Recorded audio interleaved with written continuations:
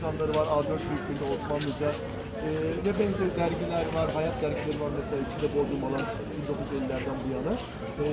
Çok güzel bir arşiv oluştu. Böyle festivallerde değerlendiriyoruz. Peki bu festivali seçerken neyi özellikle? Rahmetli Sadun'la bütün dünya denizlerini dolaşıp işte Gökova'ya geldiğinde topluluk koyunda bir deniz. Kaç yıllık bir çalışmanızın ürünü buradaki fotoğraflar? 2010'da başladım. Döküyorsun domatesleri ve ondan sonra 1-2 saat bekletiyorsun o bamyalarla domatesleri. Sonra balıkları yazıyor, zeytinyağı koyuyorsun şeye. Üstüne o bamyaları döküyorsun.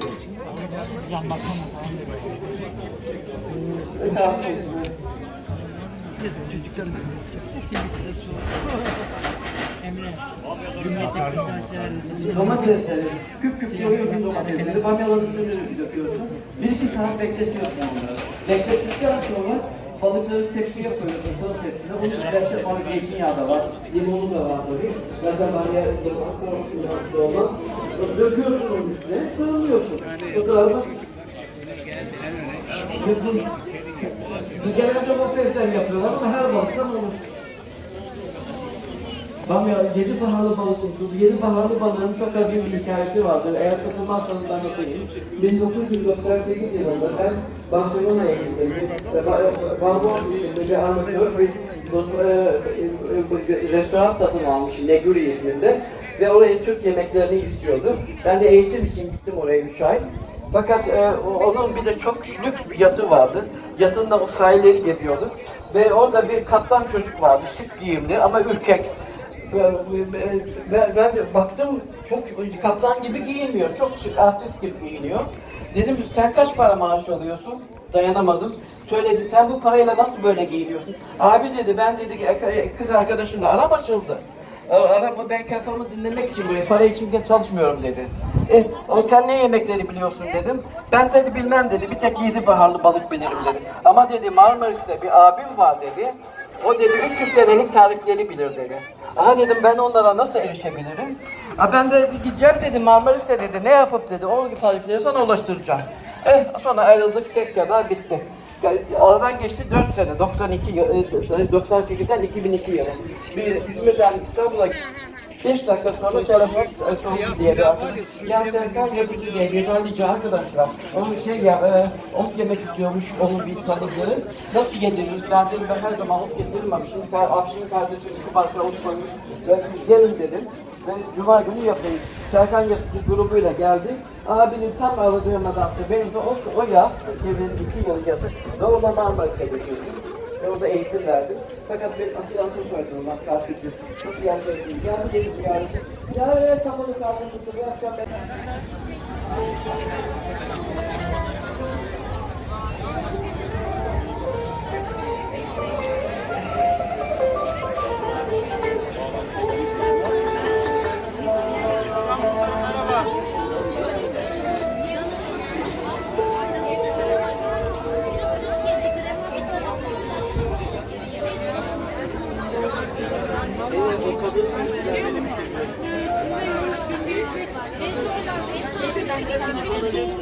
Ehliyeti alınması gerekiyor.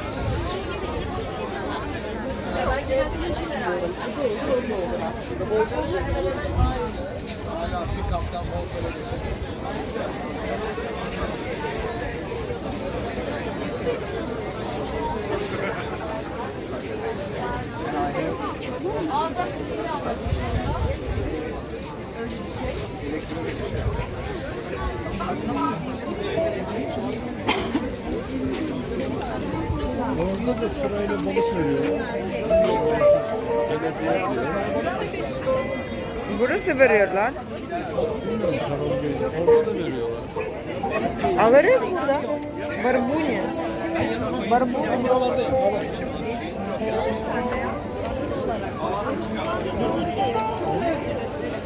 Sashimi şeyinden şundan koyuyor. Yağmur yağacak çocuklar. Ama bunu balığın üstüne de dökmem. Bir tanesine dökeyim mi? Evet hanımefendiler, beyefendiler. Uluslararası Bodrum Balık Festivalimizde sabah saatlerinde verdiğiniz start sonrasında harikasınız. Çok güzel zamanlar geçiriyorsunuz. Sizleri anlıyoruz. Evet, Raşi Özel Eğitim ve Uygulama Okulu'ndan bir maddi destek daha geldi. Harikasınız.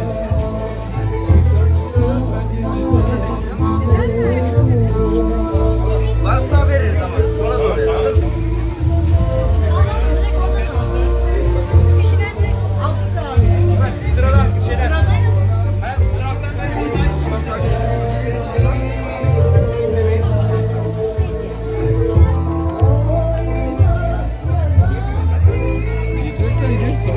Yok, koku iyi değil orada.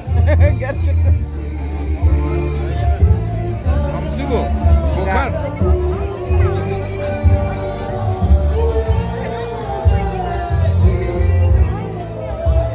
Orada biri var.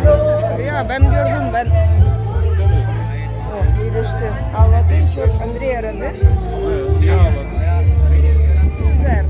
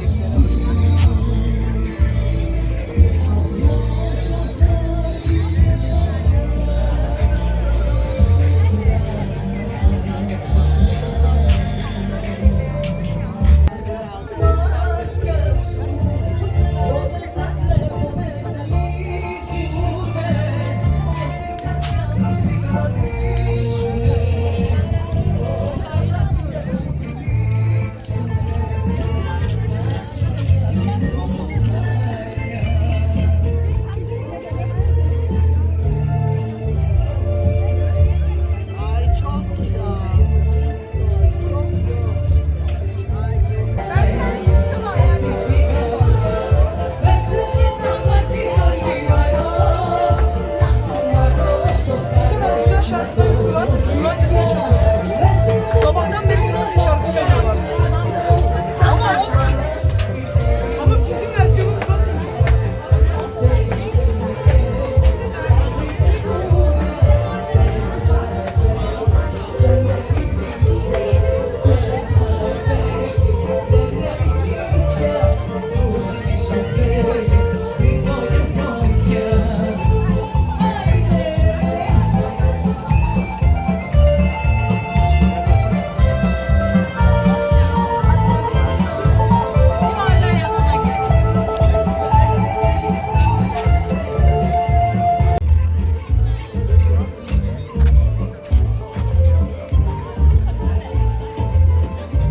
Devletin laflarını işe atıyor.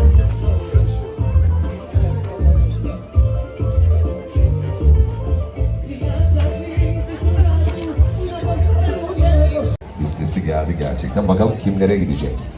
Evet, 2025 yılı sona doğru yaklaşıyoruz. Gerçekten güzel havaların son günlerini yaşıyoruz. Aman ha, dikkat edin kendinize diyelim. Ama güzel elverişli havalarda yapılan herhalde son festivallerden birisi olsa gerek. Artık Eylül'ün de sonuna geldik ve Ekim ayına güzelliklerle girelim. İnşallah temennimiz bu yönde. Hızır ve İlyas misali güzel niyazlarda bulunuyoruz. Denizin bereketi daim olsun. 1 Eylül'de Vira Bismillah dedi balıkçılarımız. Bodrum balıkçıları temalıydı bu yıl. Uluslararası Balık Festivalimiz. Onlara da bolluk ve bereket diliyorum. Güzel deniz ürünleriyle bizleri buluşturmasını diliyoruz. Ve Balık Festivali'nde şimdi yine tam gaz devam edeceğiz. Evet, müzisyen arkadaşlarımız hazırlar İstanköy'den. Sizin de çok beğenerek gün içerisinde